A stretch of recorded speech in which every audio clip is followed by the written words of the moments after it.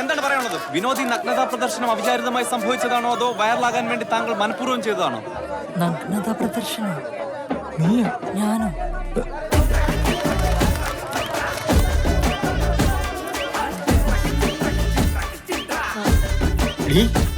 നമ്മുടെ മോനെ നഗ്നതാ പ്രദർശനം നടത്തിയെന്ന് തുണി പൊക്കി കാണിച്ചെന്ന്. ശ്രീരാജല്ല, വിനോദ്. എന്റെ ഭഗവതി.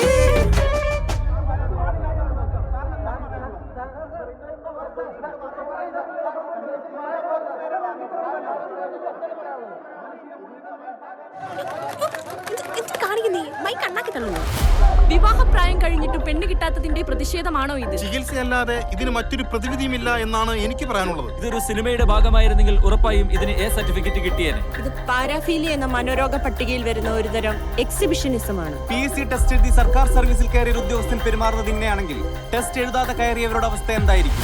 KSRTC കംഫർട്ട് സ്റ്റേഷനിലെ ലേഡീസ് ടോയ്ലറ്റിൽ അതിക്രമിച്ച് കയറിയ യുവാവ് നടത്തിയ നഗ്നതാ പ്രദർശനം കേരളത്തെ ഒന്നാകെ ഉത്കണ്ഠയിലാക്കിയിട്ടുണ്ട്. നമ്മുടെ സുനിൽ, റിപ്പോർട്ടർ സുനിൽ ലൈനിലുണ്ട്. വിനോദ് എന്ന ചെറുപ്പക്കാരൻ സാമൂഹ്യ പ്രതിബദ്ധതയുള്ള ഒരു ഗവൺമെന്റ് ഉദ്യോഗസ്ഥനായിട്ട് കൂടിയും ഇത്തരത്തിലുള്ള ഒരു പ്രവൃത്തി അത് സമൂഹത്തിന് തന്നെ വളരെയധികം ദോഷകരമാണ്.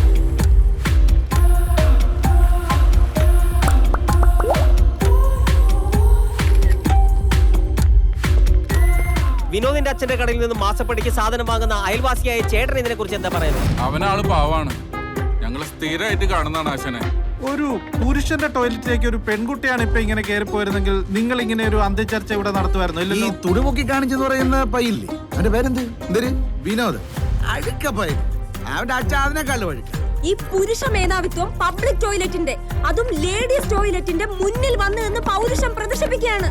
ഇതൊക്കെ ഇവന്റെ ചെത്തി പട്ടി കരിഞ്ഞിട്ട് കൊടുക്കണം. സ്ത്രീകൾ ഡോറി മുട്ടുന്ന എന്തിനാണെന്ന് മനസ്സിലാക്കാനുള്ള ബോധവും വിവരം ഞങ്ങൾ മലയാളികൾക്കുണ്ട്. ഞങ്ങള് കഴിക്കുന്നതും അരിയാഹാരമാണ്. തനിക്ക് ഇത്ര മുട്ടി നിൽക്കുവാണെ താൻ പോയി പെണ്ണ് കെട്ടോ? ഭയങ്കര കഷ്ടം. നിനക്കൊക്കെ ആര് പെണ്ണ് തരാനാടാ?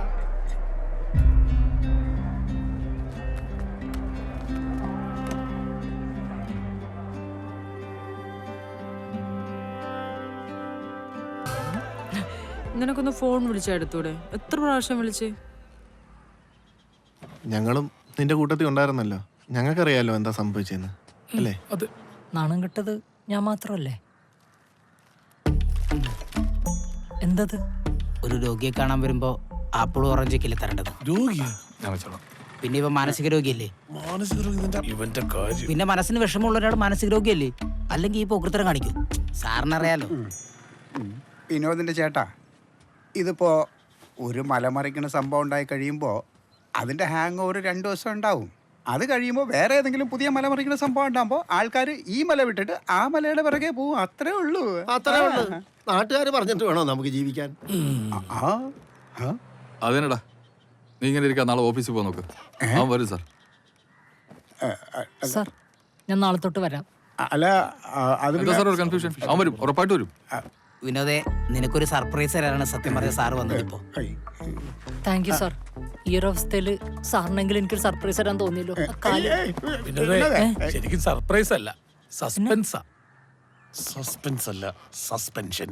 അതെ, സസ്പെൻഷനാ. അല്ലേലും രണ്ടും കണക്കാണല്ലോ. ഇവനെ അറിയില്ലായിരുന്നല്ലോ. ഇപ്പൊ നിനക്കൊരു സർപ്രൈസ് ആയില്ലേ? അതാണ്.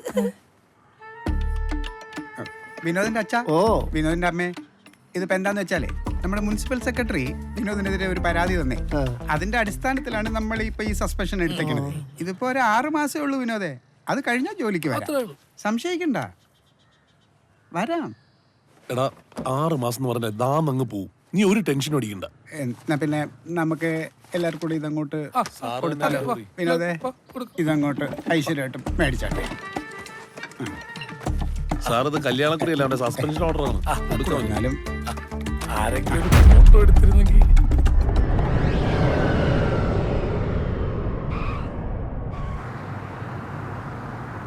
എന്റെ പ്രിയ കൂട്ടുകാരെ, ഞാൻ നേരത്തെ പറഞ്ഞ സർപ്രൈസ് എത്തിക്കഴിഞ്ഞു. 10 വർഷത്തിന് ശേഷം കേരളത്തിന്റെ, നമ്മുടെ പുണ്യമായ കേരളത്തിന്റെ മണ്ണിൽ കാലുകുത്താൻ വന്നിരിക്കുകയാണ്. ആരുടെ കാര്യമാണോ പറഞ്ഞ? നിന്റെ കാര്യം. അതായത് ഞാൻ ഗൾഫിൽ നിന്ന് വന്നപ്പോ എനിക്ക് സർപ്രൈസ് എന്റെ അമ്മയ്ക്കും അച്ഛനും കൊടുക്കാൻ പറ്റിയില്ല. കാരണം കൊടുത്തിട്ടും കാര്യമില്ല, അവർക്ക് ഒരു വിലയില്ല എന്നെ. അപ്പോ എന്റെ കുഞ്ഞമ്മയുടെ ഏക മകനാണ് വൈശാഖ്. അവൻ ഇന്ന് പോകുമ്പോ കൊച്ചനും കുഞ്ഞമ്മയും കരഞ്ഞ് വേണ്ട പാവം അമ്മയെ കരയിപ്പിക്കാൻ. ഷുഗർ ഉള്ളതാണ് അവർക്ക്.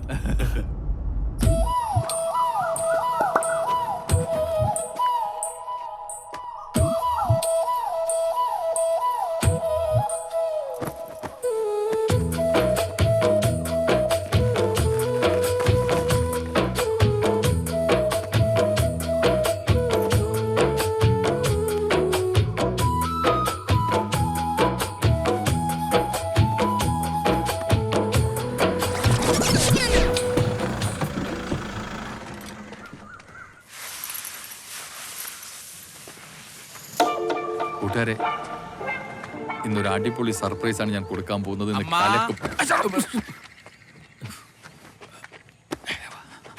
എന്തിനാ പതങ്ങനെ? അമ്മ നെല്ലുണക്കുന്നു, അച്ഛൻ മടൽ വിട്ടുന്നു. നീ പോയി അമ്മയെ സർപ്രൈസ് കൊടു. കണ്ണ് പൊത്ത്, കണ്ണ് കണ്ണ്. ഓ ഓക്കെ അമ്മ.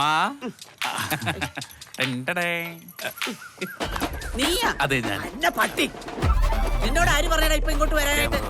കുരുത്തം കേട്ടവൻ പോയിട്ട് ഒരു കൊല്ലായുള്ളൂ. അറബിയോട് വഴക്കുണ്ടാക്കുമ്പോഴേ എനിക്ക് അറിയാൻ അവരിപ്പോ പറഞ്ഞു വിടുള്ളൂ. അറബി എന്നെ ഭേദം. പച്ചമടൽ വെട്ടിയച്ചാ ശ്രീരാജേട്ടാ വിളിക്കണം.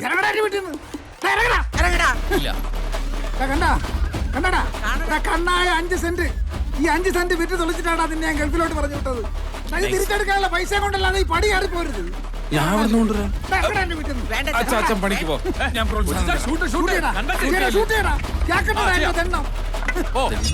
നിന്റെ ജോലി നീ കൊണ്ട് കളഞ്ഞു. യവന്റെ ജോലി കൂടെ കളഞ്ഞപ്പോ നിനക്ക് സമാധാനായ?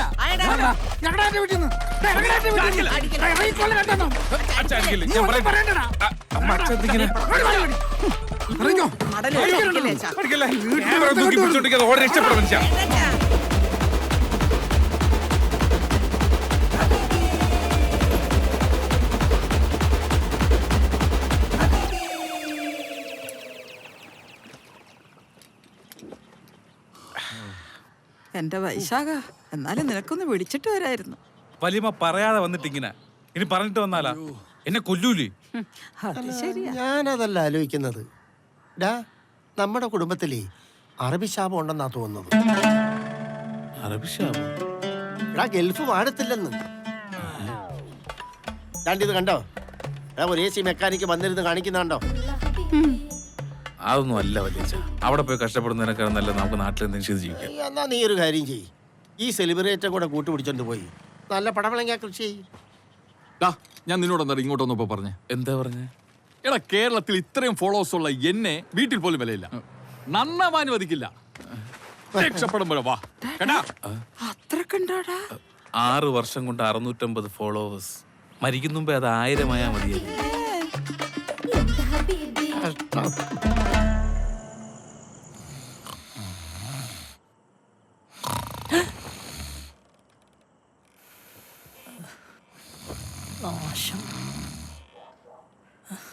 ഉറങ്ങാനും സമ്മതിക്കില്ലല്ലോ ഈശ്വര.